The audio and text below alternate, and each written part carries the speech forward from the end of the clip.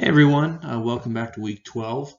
Well, as we're getting closer to our current day, you'll find, and this is true of kind of talking all about history, it's much easier to talk about things in hindsight and further back than it is in the current time. So the closer we get to our current day, the more we're going to have to be kind of broad scoping because it's still time will still tell what's relevant and going on today.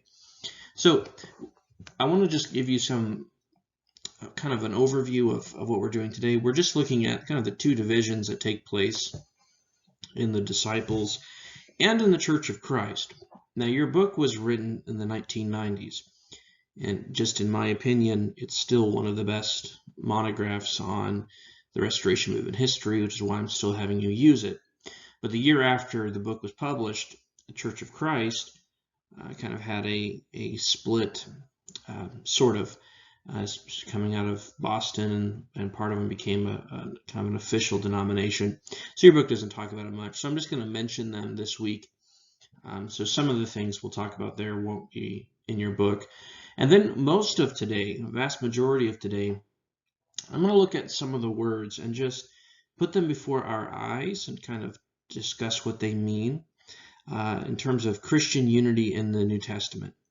So I've mentioned a few of these previous, but this week I want us to take a look at them and really take up the bulk of what Christian unity ought to look like. So that's what we're going to do this week.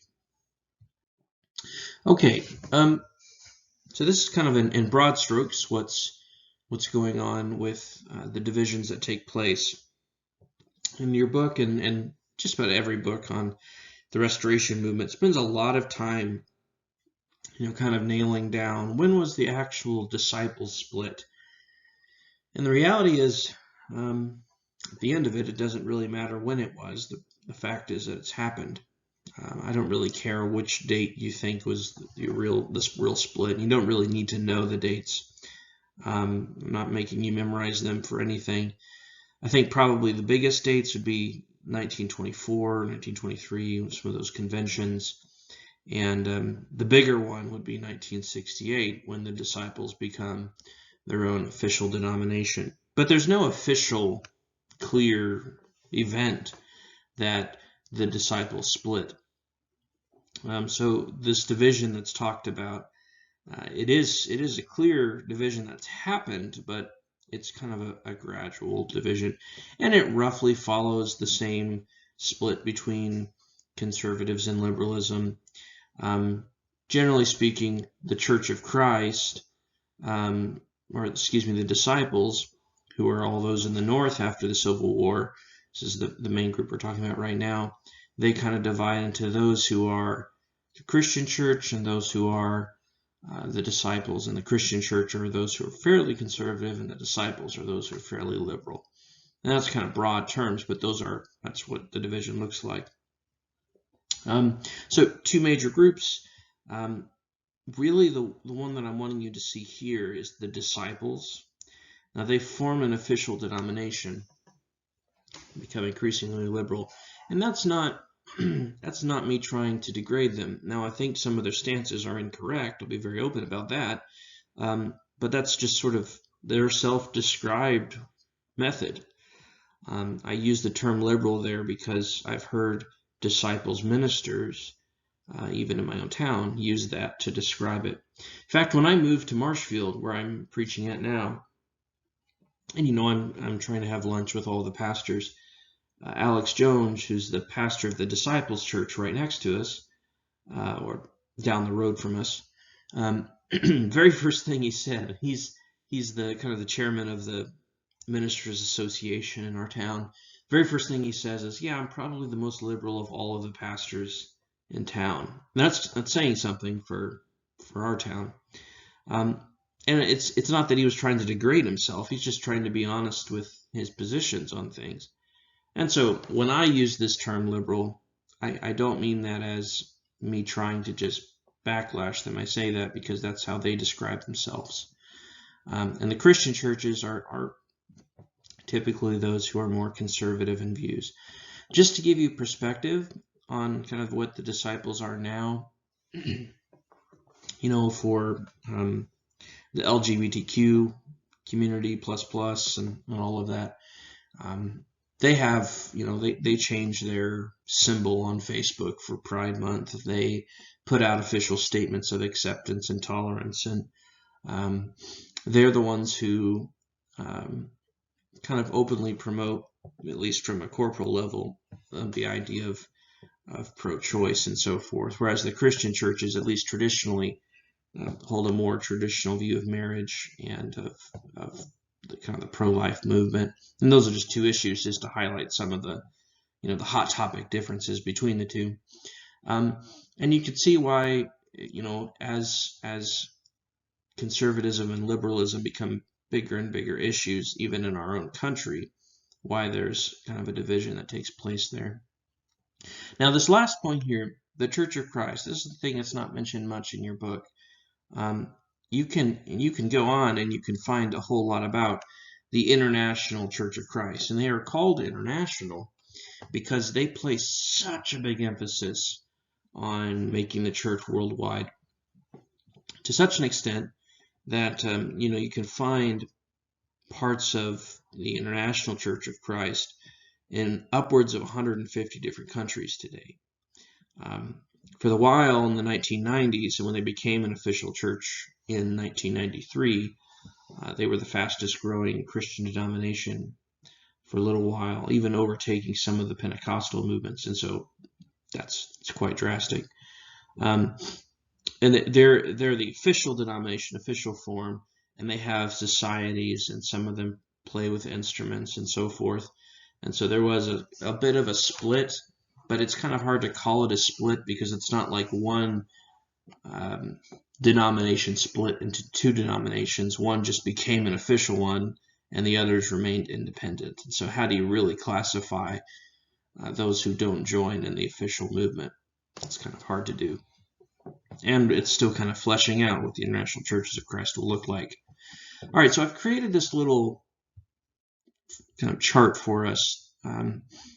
There's a lot of similar ones online.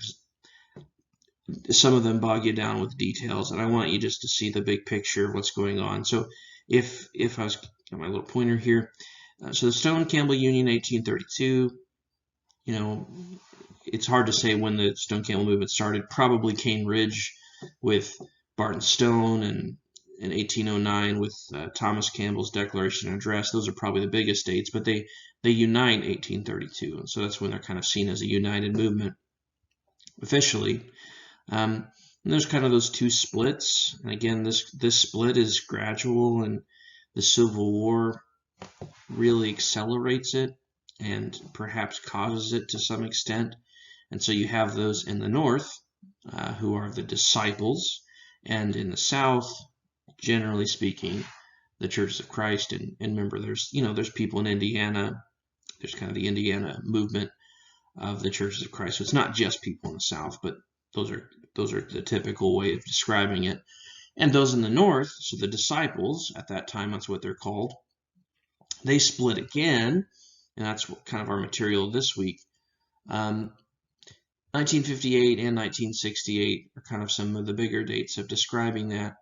And again, the date doesn't matter too much, but 1968 is when they become an official denomination, and the independent Christian churches, and they kind of adopt the name Churches of Christ. That's really easy to confuse this Churches of Christ with this Churches of Christ. And I grew up, at least the first 4 years of my life, so I have no memory of this, but I've spoken to my father about this. In the Churches of Christ, there are some typically who use instruments and hold to some typical disciples tendencies. And by that I mean this form of disciples, and so it's kind of hard to judge. Okay, is it this Church of Christ, or is it actually from this branch of the Church of Christ? And you can't just know from the name. Typically, if that church knows even which tradition they come from, typically you have to go in and actually find out for yourself. But both of them kind of adopt that same name. And so you have people who are kind of independent coming from the disciples who bear both of these names. Most of them are called Christian churches today, or as a more recent trend of kind of leaving out the Christian church part and adopting some other name, and that's perfectly fine. But that's just the reality of what's happening. And then the disciples. I'll share the numbers with you at the very end of class, weeks from now, but I'll just give you a perspective of what's happened, because it's quite dramatic. So in 2008, the disciples had over 750,000 members, weekly attendance. So they're quite large. Today, they have less than 200,000. So, in a period of 14 years, they've lost over 70% of their entire official denomination. Now, that loss, just to speak on this for a moment, because it plays into kind of where we're at today, that loss, some of them joined kind of, or just became independent, and even keeping their name. Some of them joined other denominations, and quite honestly, some of it's just people stopped going to church altogether. And so that loss is kind of spread out through joining other groups and loss of people just in general. So hard to tell where, and the numbers are just not there to determine who's going where. We do know that a vast majority of people who left in the 2010s are joining, kind of becoming more independent. So now this International Church of Christ, they're also fairly conservative in their beliefs. Really the only ones who would be classified as liberals today, using that term in kind of an unfair way, but self-described would be the disciples.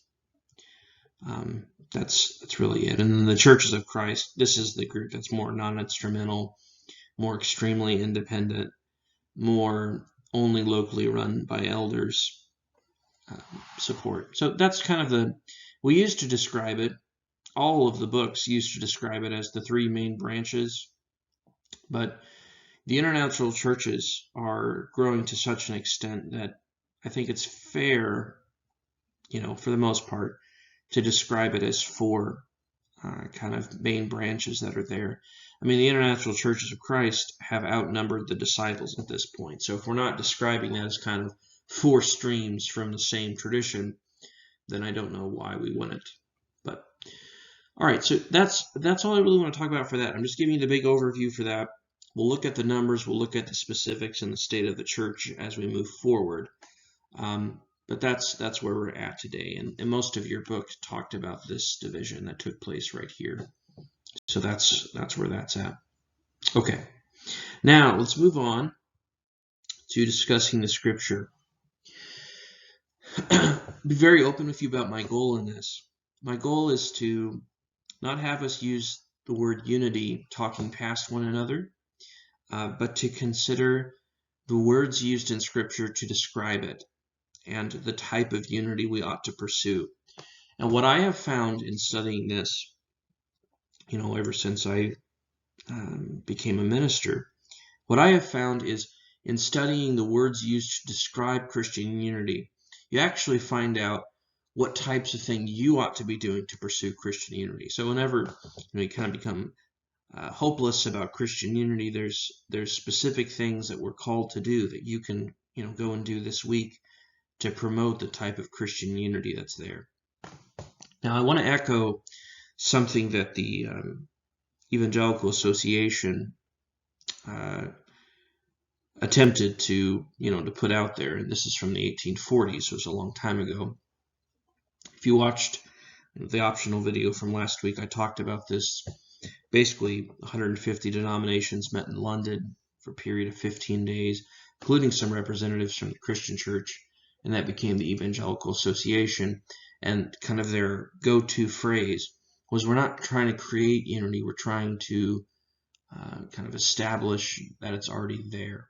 And so working together in the way that the Bible says is an attempt to promote the unity that God has already created. So And if I've lost you there, that's quite all right. You don't need to know all that to understand what we're going to go with.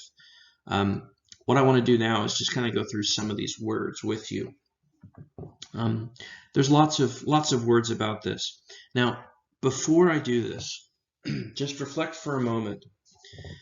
Which of the New Testament books were written as a reference to Christian unity? Now, just about all of Paul's letters. In the book of Romans, for example, there's a lot in Romans but it's mostly related to Jews and Gentiles both needing a faithful God. And eventually you get to this point of, well, God's bringing in the Gentiles and all of Israel is going to be saved. That's the whole Romans 11.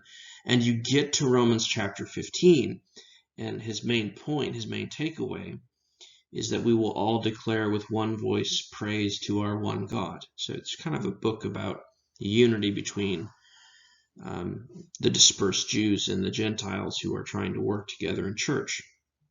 Okay, so Romans is about Christian unity in some respect. What about 1 Corinthians? Well, yes.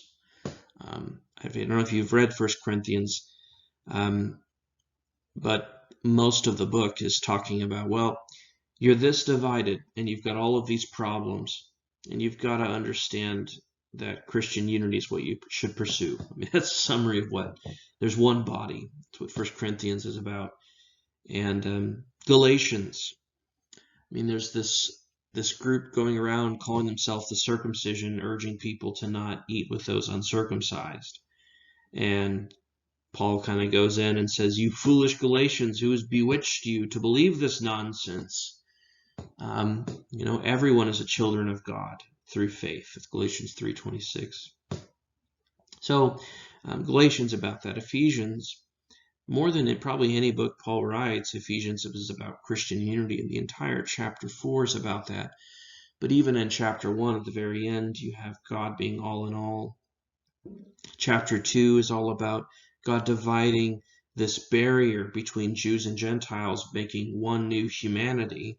And then you get in chapter 4 and chapter 5, you talk about the one body of Christ. I mean, all of Ephesians is about unity. In Philippians, we'll look at Philippians 2:2 here in a moment. Philippians, again, is one of those where Paul is very interested in Christian unity. And in fact, in chapter 4, he'll call out two people by name to promote them to Christian unity. He says, stop fighting with one another.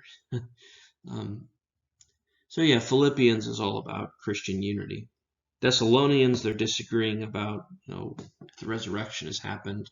And so, arguably, maybe that's not entirely about Christian unity, but the elements are still there. All of Paul's letters have this in it. Most of the New Testament, and we'll look at even Peter talk about this, in Christ, we've looked at John 17.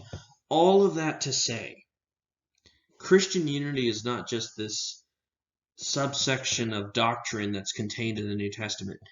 It's actually fair to say that the reason most of the New Testament was written was because people weren't acting as united as God wanted them to be. Primarily between Jews and Gentiles, but 1 Corinthians tells us there's divisions way beyond that. So yeah, unity is the reason why we have the pursuit of unity, is the reason why God has given us a New Testament. I think it's fair to say it that way. All right, enough of my soapbox. Let's get into the text. So 1 Corinthians chapter 1. Very helpful words used to describe here. So this is Paul pleading with the Corinthians, and this is what he says to them. To say the same things. And I'm going to translate this quite literally for us. This is the word for speaking, speaking all the same. That's what it says. Speaking all the same. Speaking the same things, not being schismatics. And that's a big word, but that's the word that he uses, schismata. So not being schismatics. And to be mended by the same mind and judgment. That's a loaded phrase. But this word for mended, and I'll show you some examples of this here in our next slide. very powerful. It's complete in the same judgment, or put together for the purpose of the same reason, coming together for the same purpose, mending one another. That's all packed in this rather large and dense word. But again, the same mind. This is the word, if you look down here, and you don't need to know too much Greek really to understand this. I'll explain this. This is the word for nous. Okay, that's just the plural form of it here. Nominative plural. The nous is, according to the Christian tradition, according to the early Greeks, it is the heart, or excuse me, it is the mind of the heart. So it's not just your mind, kind of your intellect, your logismoi, your thoughts, your reasoning capability, but it's actually much more of being united in the same judgments of your heart. It's fair to say it that way. The nous, according in Greeks, even before the New Testament, the way that the philosophers like Plutarch or Plato or Philo are using this term, the nous is much more about the mind of the heart and the urgings of the heart and what you're deciding in your heart. So God looks into the hearts of men and makes judgments off of that. And he's looking into, what people are reasoning in their hearts. That's this nous. And so, in other words, the call of Christian unity, at least in part based on this text, is to be working together, mending together, and to be making the same judgments in our hearts. That's interesting. Okay. And then there's just the gnoma, the judgment there. Okay. I want to get into some of the words, some of the examples of this word, because it's such a word that we don't really have a fair word for it in English. So I'm just going to show you some examples. Okay. Notice right away that it's the word used for mending their nets. Okay. So when Jesus calls his disciples and they're working on their nets to get them to be useful and to kind of knit them together. So if you look at, and I did this, I looked at some of the Berean literal translation of 1 Corinthians 1. It will say mended together. And I believe the net has the same thing. And it's fair to say it that way. The Greek, and there's only 13 uses of this word in the New Testament, but the Greek of it kind of implies this restoration, that the Jews are, or the disciples here, are restoring their nets, bringing them back to their original purpose. In other words, to use it in 1 Corinthians way, our judgment and our hearts are supposed to be restored together so that we have the same mind and make the same judgments and kind of have the same beating heart, the same nous as one another. So that's the implication behind this. Galatians 6:1, okay, that's this word for restore again. Beautiful example of how this word is used. If someone is caught in sin, you who live by the Spirit should restore them, should mend them gently. 2 Corinthians 13, again, Paul talking about this in reference to unity. Finally, brothers, rejoice, aim for perfect harmony. That's all one word there. That's all the same word. Encourage one another, be of the same mind, live in peace, and the God of love, the peace will be with you. So, it's not the only time Paul uses this word to describe unity. That part of our goal here is to be using this kind of restorative working together. It's kind of a really beautiful, and I really encourage you to go look into it. You can kind of create a fallacy of, well, all of the implications of this word are always what's on the mind of every instance, and that's not what I'm trying to say. But I am trying to show you how vast the word is used here. And then in Ephesians 4:12, this is very important for you if you're working in a leadership role in the church. Ephesians 4, I'll say, in my judgment, the greatest chapter of Christian unity in the Scriptures. And who cares what I think, but I think it is. In Ephesians chapter 4, though, he says, he gave some as apostles, some as prophets, some as teachers, so forth. And then he says why he did that is to equip. That's the same word. The saints for good service. In other words, the role of the pastor or the apostle or the teacher or the leader is to mend them, to restore them, to get them working together again. That's what you are called to do. And if you want to know from a scriptural standpoint why God gave the roles that he did in leadership, it's to equip the saints for good service. Okay? And again, that word equip is this word we're talking about. All right, enough of this word, but I wanted to share some of this because it's so helpful in understanding Christian unity. All right, moving on here. There's two passages here. This word here in Romans 12, it occurs elsewhere. It's not just in Romans 12, but it's important enough to bring up. And I've mentioned this word before, but I do want to mention this passage now. So Paul, again, in Romans 12, be of the same mind. And it's not just be of the same mind, it's put your mind towards the same thing. Seek the same thing. Focus on the same thing. That's what this word means.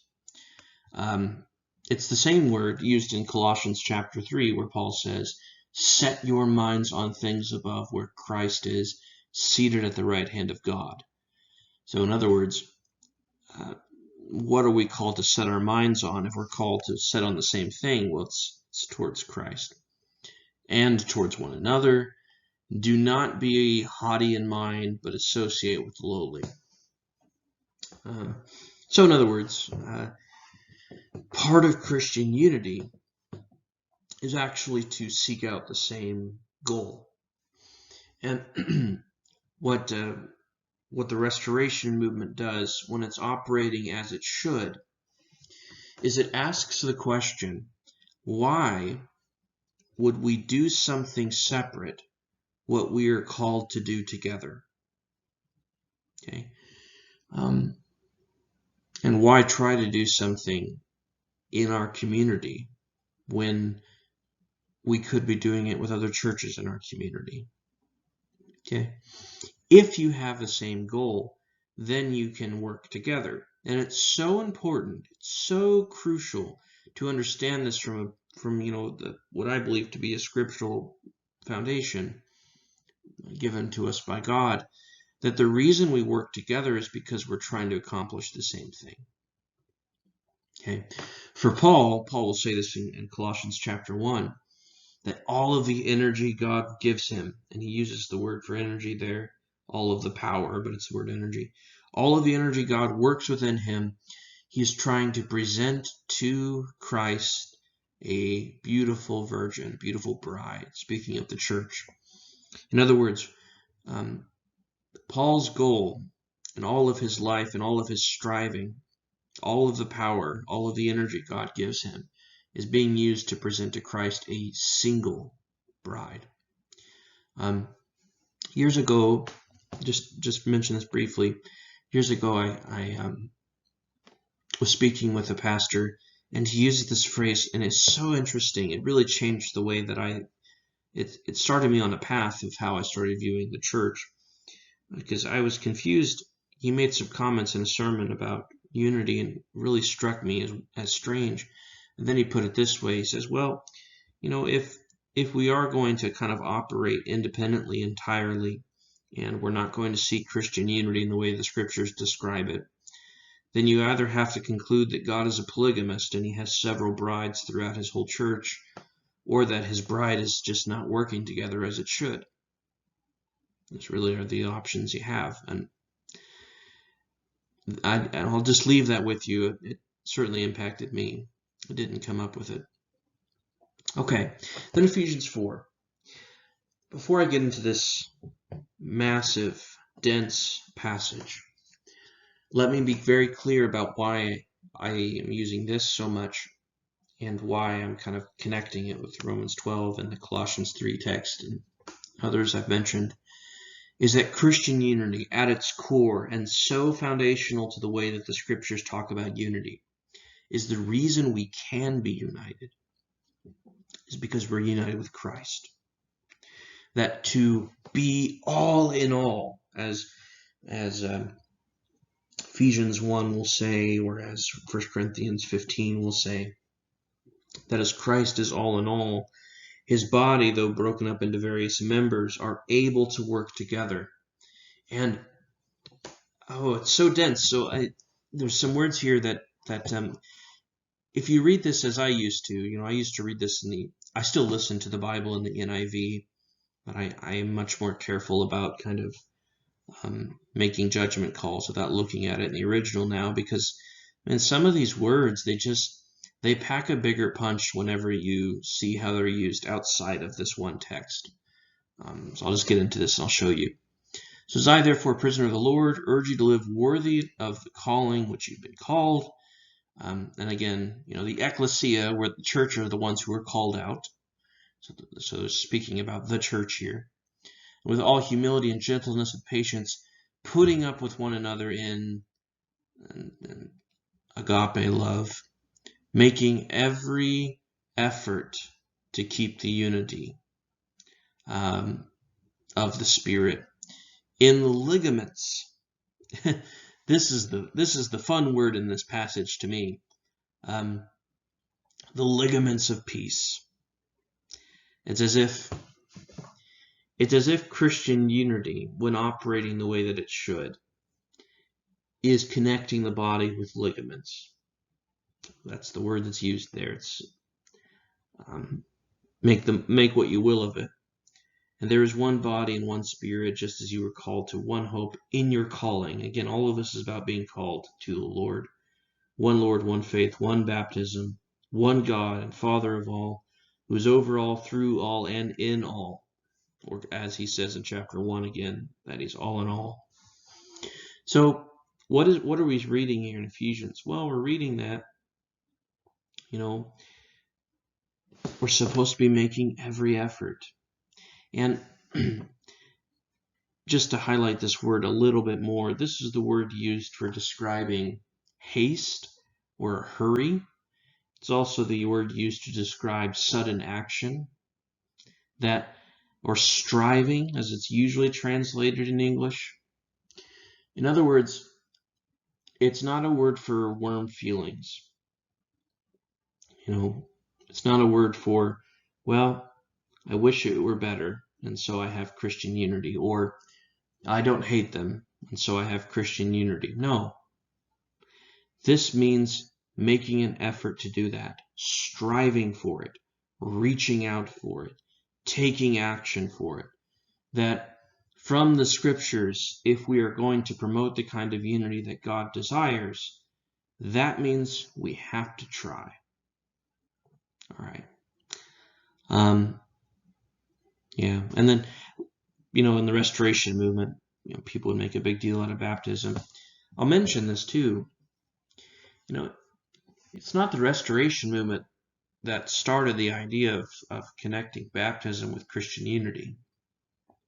And traditionally, that's been held long before even the Reformation. And for some reason, Paul makes a big deal out of baptism as an aspect of Christian unity as well. And I highlight this just so we can kind of talk briefly about why the Restoration movement does. Just as a few examples. 1 Corinthians chapter 12. You're all baptized by one Spirit into one body. Okay, so through baptism. And in Galatians chapter 3, for all of you who have been baptized have clothed yourself with Christ and have become children of God through faith. So Galatians 3 says. And so it's actually a very biblical idea when you're talking about who is united. Well, you're talking about those who have been baptized. And that's really not an idea original to the Restoration movement. That's coming from Paul. One baptism. Okay. Moving on here, and we could keep going with this passage forever, but I want to show you the rest of these. 1 Peter 3:8. Beautiful word used here. Finally, all of you have unity of mind. Okay. Homophrone. So the same mind, not just kind of thinking the same thing. We actually have the same mind. Sympathy, brotherly love. Okay, that's where we get Philadelphia from. That's that word. And this phrase right here, I've translated affectionate guts. And I think that's an accurate way of translating it. This is the word used.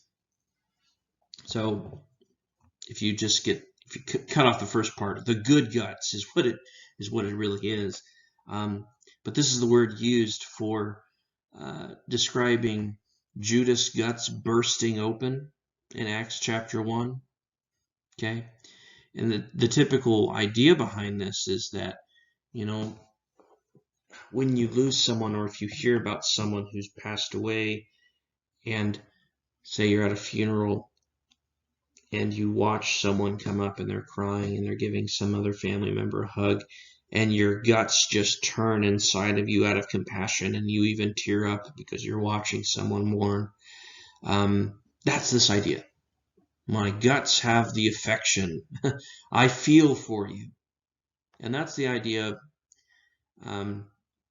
There's different words for compassion, but it's this idea of compassion, suffering with someone else.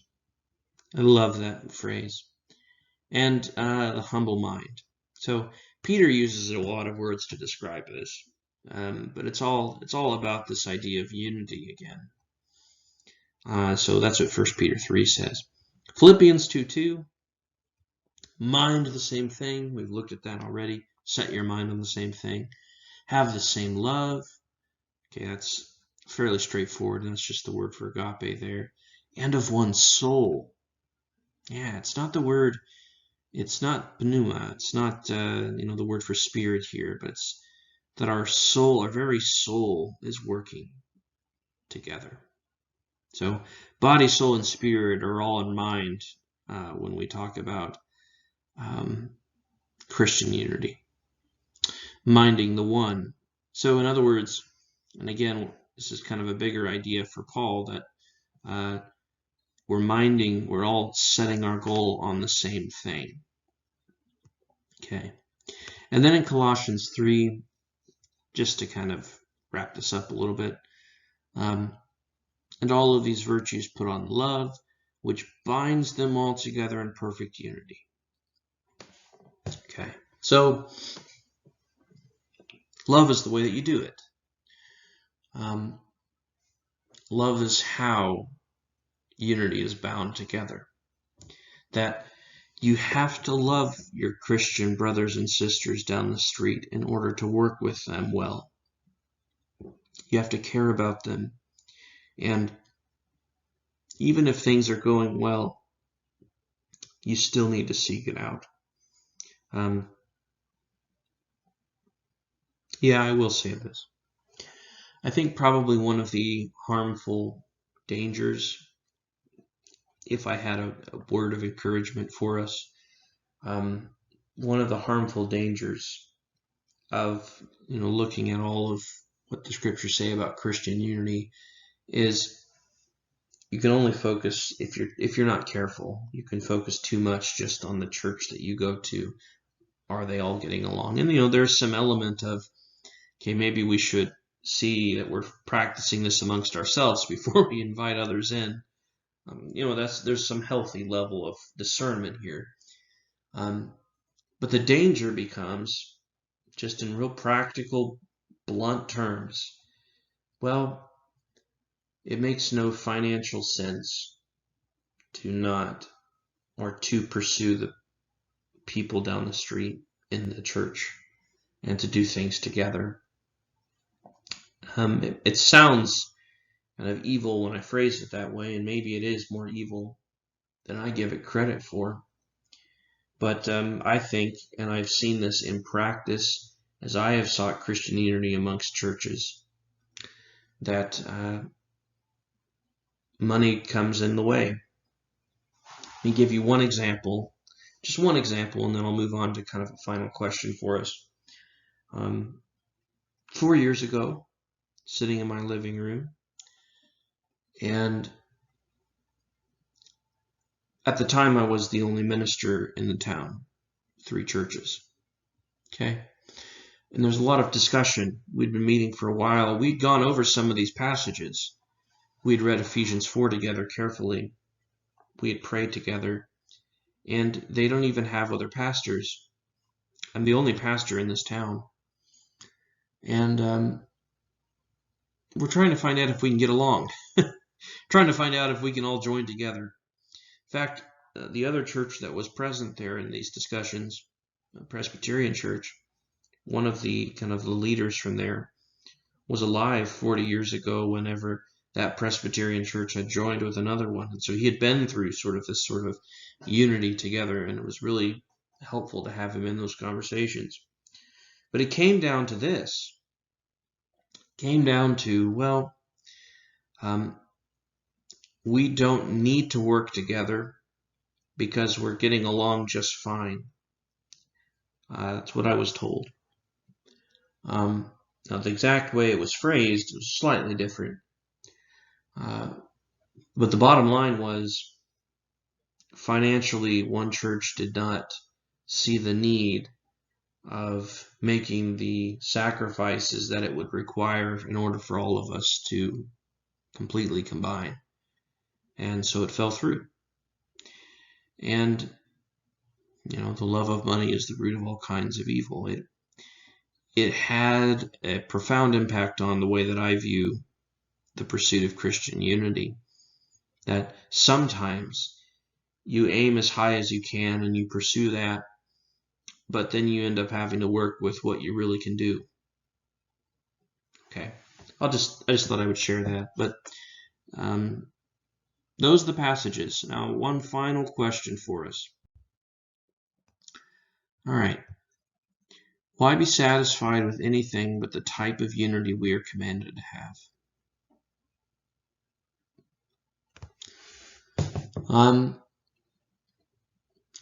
This is a word of encouragement and a warning. In the discussions of unity, it's really easy to say, well, you know, our church is already practicing unity, or without defining the term or comparing what we think unity is to what the scriptures describe it to be, we can kind of come up with our own definition and say, well, in practice, this will never happen, and so we have to do something different. Or in practice, the church is never going to be united, and so disunity is inevitable. Well, it was around in the first century. It was around when the church was less than, a few decades old. It was around in the disciples arguing about who's the greatest.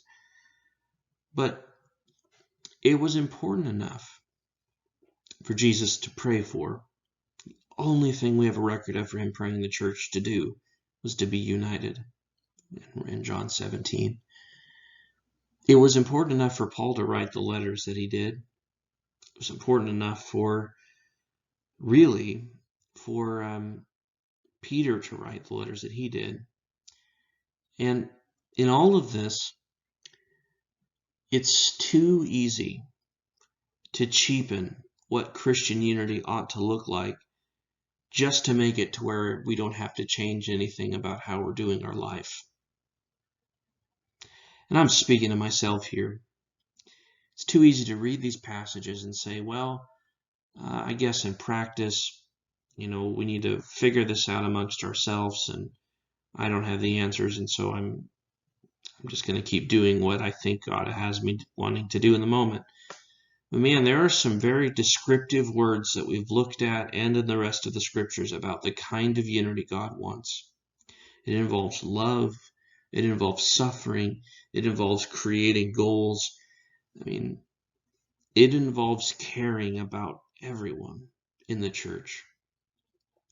And it's too easy to create our own definition and to not consider the way that the scriptures describe Christian unity. So, as a word of encouragement, stay away from that.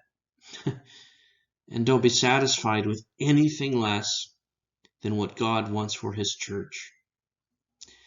And in other words, and words that I try to live by in everything that I do, here as in heaven. So, one way of saying it, and I'll end with this.